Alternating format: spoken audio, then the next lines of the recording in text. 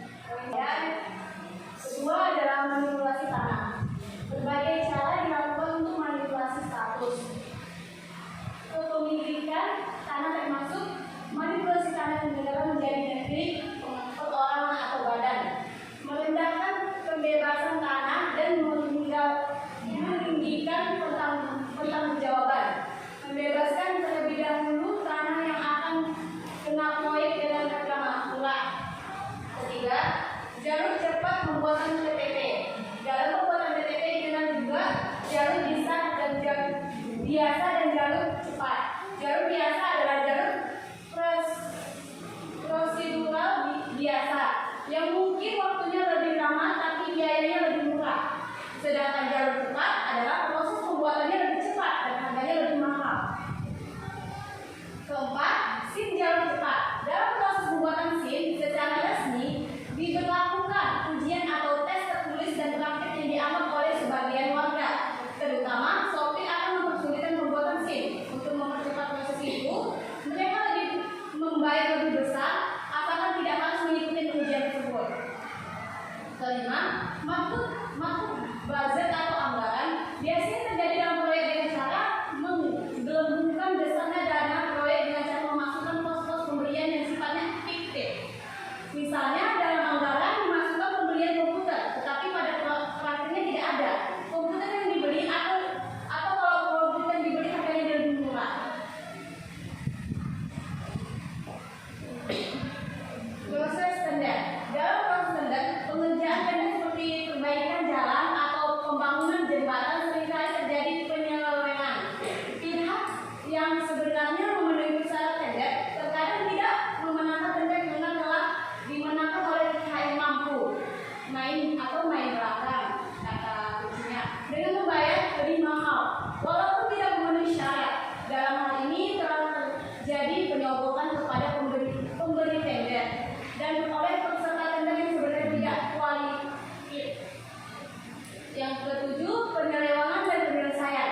Perkara korupsi terjadi tidak selalu dalam bentuk uang, tetapi mengubah atau menafsirkan secara sepihak pasal-pasal yang ada untuk meringankan hukuman kepada pihak yang memberi uang kepada penegak hukum. Praktik ini melibatkan terdakwa atau tersangka, penegak hukum atau hakim, jaksa, dan pengacara. Yang kelima, kesimpulan dan saran. Kesimpulannya, korupsi adalah perilaku yang buruk, yang tidak legal, dan tidak wajar untuk memperkaya diri. Ciri-ciri korupsi yaitu mengandung penipuan, pengkhianatan kepercayaan. Korupsi dalam berbagai perspektif, manapun ia tetap suatu pelanggaran. Sarannya, sikap itu untuk menghindari korupsi seharusnya ditanamkan sejak dini, dan pencegahan korupsi dapat dimulai dari hal yang terkecil. Baik, dari hasil pemaparan materi kami, audiens ada yang bertanya?